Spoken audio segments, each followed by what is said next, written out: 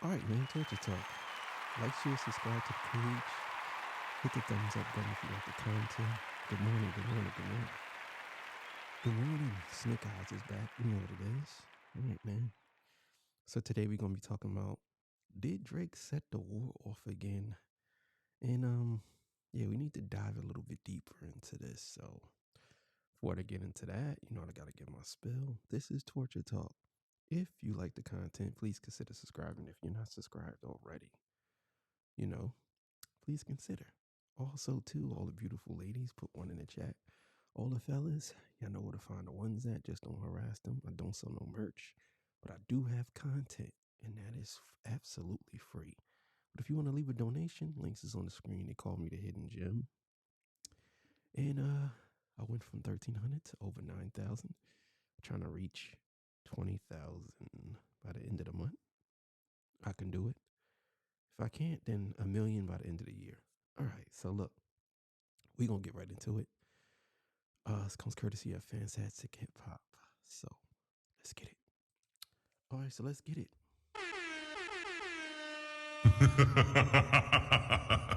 Now, despite dropping 11 whole songs since his self-proclaimed conclusion of his beef with Kendrick Lamar, for some reason, Drake is still trying to run around and clear his name of any of the harm and damage that has been done to him this summer, and just after releasing 3 new solo songs that just finished their first week of official tracking, which based on where those songs charted on the Billboard Hot 100, we can already see that the hype for new Drake music has never been lower. And now, despite all of the signals telling Drake to just lay down and sit back for a while, this has not stopped him from releasing more music, as he has given us another 3-pack of songs. Yeah, so going forward, this is going to be very, very interesting because at this point, I'm thinking that Drake was going to stop. But after me listening to No Face a couple of more times last night, I realized that everything Kendrick said in Meet the Grams about him, he would suggest some therapy, but then he said he would tell him to do the ayahuasca or whatever. Drake is saying he's rebuttaling that, saying basically he went to therapy and his therapist wanted to take 30 days off. So this is going to get real interesting, because we're going to see if Drake is actually going to do everything Kendrick Lamar said. And now, with this collection of tracks, one of the cuts is the official release of the Super Soak leak that Kai Cenat previewed, which is now titled SOD. And while Drake has put out this track that has been sitting in his vault for a while, what's interesting to note is that Lil Yachty is no longer on it. But now, in addition to this, instead of having someone like 21 Savage take a hit for him and diss Kendrick Lamar like we saw on his last release of music as the leading artist with his track It's Up, Drake has finally decided to speak directly to Kendrick Lamar and everything that has happened in their beef for the first time with his new track No Face, which happens to feature Playboi Carti. And now with this cut, what's interesting is that based on Drake's lyrics, this is the first song he has released in months that was definitively recorded after his beef with Kendrick Lamar, and that is actually trying to address everything that went down in a way that is somewhat direct in order to finally move on. And after trying to distract people from what happened for so long, I mean, I guess this is worth something.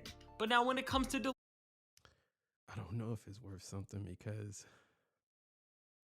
people are now saying that the war is not over. The battle is done, but the war must continue. So they're saying that Kendrick won this part of the battle, but he has to win the war. And that's to me, that's very compelling to even think about, because if you think about it, did Kendrick really just win a battle? I actually think he won the war, if you ask me. Let's keep it going. Delivering on opening up about the most important rap beef of the entire century and trying to spin the narratives masterfully crafted against you by Kendrick right back on him. This is a much more challenging task, and when it comes to how Drake responded to all this here, on a song that just from its musicality and atmosphere has much darker production than he has been on recently, and has vocals from him that sound a little more lively than the near robotic performances he has been phoning in on a lot of what we have heard this summer. Drake has set the stakes higher from the absolutely incredibly low bar he has been at, but now when it comes to actually making a good moment for the first time in months, things got a lot more complicated, as Drake's response to Kendrick Lamar and everything that went down is a lot more interesting. And now to initially set the scene, on the first verse of this Yeah, I will say that Drake has definitely set the bar so low that whatever he does now, because he dropped so many songs, and whatever he does now, everybody's gonna look at that and they're gonna say he could do much better, because all the songs that he released was mid to trash. So he's right. He's right. Let's get going.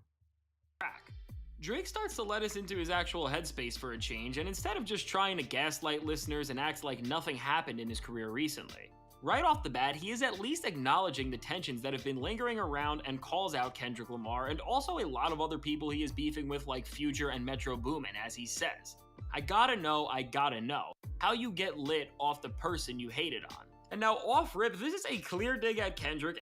But my thing is like,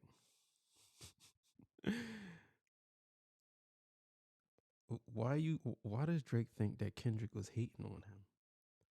I guess because Kendrick said he's the biggest hater. But I mean, really, is Kendrick really hating on you? Because I think if you would have stopped taking shots at Kendrick, he would have probably never mentioned you. He probably would have went the other way. But I think that since you've been taking so many shots at him, obviously that's what he's gonna do. Don't make me turn you into a song. And a diss track that is designed to be a banger and not like us, as Drake is trying to flip things and say that Kendrick is the weird one for making an anthem about the guy he hates, and then following this up, Drake questions the legitimacy of the success and numbers Kendrick has pulled off with his diss tracks, and especially Not Like Us, as he says, numbers untouchable, they got the data wrong. And this seems like Drake is trying to accuse Kendrick of using bots to stream Not Like Us and run up its numbers to become the most streamed diss track of all time, which wasn't out. But see, he knows. See, Drake's a doodle ball. I swear he's such a doodle ball. He know that Kendrick didn't do none of that. He knows that. But yet and still, he is the king of gaslighting. He loves to just regurgitate things that are not true. He loves to do that. He loves to do it. It's crazy. That was thrown Kendrick's way following the beef, and then trying to make himself sound bigger than all of this conflict. Drake says, this is the moment I know they've been praying on, trying on the boy, but F it, I'm staying on. And then now in the rest of this verse, everything Drake says following here is pretty much just flattering himself and hyping up the fact that he is about to do something insane, which after almost 15 tracks following this beef, it is kind of hard to believe that Drake would still be saying this and trying to create hype, instead of just actually doing it, but now later in this track. On the second verse, Drake gets a lot more personal as he goes into more depth about what is going on in this moment in his career and life, as he says, cause I keep on talking about beefing and business and money and women. It's no diagnosis, they emptied the clip. And with these lines, Drake is pretty much acknowledging what happened. It is saying that Kendrick, Future, Metro Boomin, and everyone else who came at him went all out with everything they had and tried to destroy him. And while this may Yeah, I figured that that's what he was saying, because on the track, No Face, obviously you can see I ain't got no face. I noticed that that's what he said, and I thought that he was talking about he emptied the clip, but he's saying that they emptied the clip, and now he got to reload. You know what I'm saying, and then see what's going to happen after this. But me personally, I don't care what Drake does. The last couple of songs that he did was either mid to corny. I just don't think he got it in him to battle Kendrick. I just don't. Seem like an admission of defeat initially, Drake quickly switches things up here as he says, quick switch that out and I came back reloaded. I'm just so happy that people who envied and held that stuff in got to finally showing. I'm over the moon, yeah, we'll see you boys soon. I'm spreading my wings, I hop out cocoon. I'm studio trapping, I'm locked in the room. And now with this, these are the biggest disses on the entire track, as Drake is trying to diminish what Kendrick Lamar especially pulled off as he tries to make their rivalry seem like this one-sided hatred on Kendrick's end, and again, by acting like he's happy that people who don't like him have found success by musically attacking him.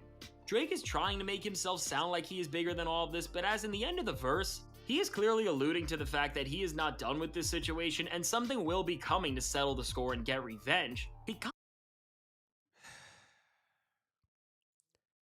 He can't settle the score and get revenge. There's no revenge. That's why I think that he's delusional. Because if he thinks that, the thing is, what did Kendrick say? He said, you do a lot of sneak dissing, but if I catch fight, it's going to be direct. So he's telling Drake, stop with the subliminal, stop with the sneak dissing. Just be direct. Because when I come, I'm coming for your head. I'm coming for you. When I catch flight, it's going to be directly at you. Ain't going to be nothing else. And Drake keep dancing around it. This is how you know that he's scared of Kendrick. He's literally scared of Kendrick, especially now. Kind of contradicts his emotions, but regardless, what is definitive here is that Drake is using this track as a warning shot to all the rappers who went against him, but especially Kendrick Lamar. And now with all of this, while if this was the first song Drake released since the end of the beef, or a prelude or teaser to something actually coming, it may have been a decent move, but at this point, as Drake has pretty much given us an album's worth of features and singles this summer that have all had little to no impact on the entire landscape of music, which is a first in his career, I think in this overblown vanity track where he is clearly trying to reignite a beef with guys who clearly beat him, I think the question we all have to ask is, why is Drake still sitting here and hyping up what he is gonna do instead of just actually going out and doing it? That's 100% facts. I think what he's going to do is, because he keep on dropping these songs, and he's testing these songs to see how people feel about them. But I think probably like next week or maybe 2 weeks from now, he's going to drop about 10 songs. And because what he's doing is he's trying to gradually get people away from this. He's going to drop 10 songs, but it's not going to matter because the more songs he drops, the more people going to realize that Drake is mid at best. You know what I'm saying? That's the thing. So let's see. For all intensive purposes, the clock has expired for Drake, and he is being pushed further and further out of anyone's good graces with every day that passes. So with all this controversy and scrutiny that he's been facing, and on top of all the damage from the battle with Kendrick, because of all the bad songs he has given us this summer, which has created a narrative that Drake has lost his touch and is never gonna get it back. Why is he doing nothing but just pretending that he is plotting? Because while this song isn't necessarily bad, this or any of the other Drake songs are not going to send waves into the music industry like any other Drake singles just months before this would. And as we hear another track from Drake that is showing us, after all he said and all the reports about how he was unfazed about this entire beef and controversy that was surrounding him, Yeah, that's cap. I never believed that he was unfazed. You could tell he's phased. He's admitting it, saying that he's seeing a therapist. You know what I'm saying? Like, yeah, let's keep it going. He really is still fixated on what happened and is plotting his revenge, and as the lyrics reveal, it's all that's on his mind. He is just making himself look more pathetic because he is running around without any sort of identity and has now dropped all ounces of integrity and purpose out the window, and is gonna throw out anything out the wall until it sticks, becomes a hit, or just helps fix his reputation a little bit. But now overall with this new song and this entire new drop, as people are caring less and less about Drake's new music in general, and the only real part of this 3-pack that is getting attention is the song No Face, because Drake is trying to stir the pot with everyone who shook his entire legacy. That's the only track that I think, because SOD was already heard and that's mid to trash. And the other track is so forgettable. I can't even remember. What was the other track? I'm being so serious. I can't even remember what it was. What was it? It was No Face. Circadian Rhythm. And we already know that's another shot at Kendrick. You know what I'm saying? So, yeah, we're going to see. Let's go. This is Drake throughout here. We're about how his rivals are obsessed with him and that they should be scared because he is gonna return and get revenge, which is all just so vague. And then knowing that last time Drake did try to go head on with Kendrick, he made himself the laughing stock of the music industry as he made one of the worst diss tracks of all time in the Hard Part 6. All in all, right now, while this song is stirring up all the beef that went down between Drake and the music world just because he is poking the people who attacked him and is trying to make them fear the fact that, according to him, he's never been better and never been more ready to get revenge. As every single other thing about Drake, from his destroyed reputation, deflated streaming numbers, and flopping songs are telling us otherwise. All of this is just coming a little too late, and as Kendrick Lamar was allegedly unfazed when he heard Family Matters, I'd imagine that when he hears this, if he ever does, he will just be laughing harder than ever about it. So now with all this said, Yeah, so I really think Drake don't understand what he got himself into. And I think that he thinks this is just he can come, sing his whatever out his way out of this, but it's not gonna happen. let me know your thoughts on Drake's new diss track towards Kendrick Lamar, and do you think these disses do anything to help Drake save his reputation in the rap game and prepare for a possible round 2 in this beef? I can't wait to hear what you have to say, and if you want to see how Drake's friend Lil Yachty has never been All right, so y'all go follow him. Fantastic Hip Hop. Yeah, man. I really believe that this war is over. This battle is over. I think that Drake is grasping for straws. He really want to see what people think, and he really want to see how he can manipulate people into coming back to his side. I think that that song, Not Like Us, has really put a damage in on Drake. And I think that nobody looks at him the same. Even if people still like his music, they always going to look at him with a slanty eye. You know what I'm saying? Because there's always going to be a question mark over his head. He might come out with some more certified bangers, but I don't think he will. I think his run is completely over. I think he's gonna still chart. He's gonna still do some things, but for the most part, I think when people hear him, they always gonna they always gonna see Kendrick in the back. It's like Kendrick is always in his shadow. Kendrick is Drake's shadow, walking behind him. And I think a lot of people gonna see that. And they're gonna be like, man, I don't know about this dude.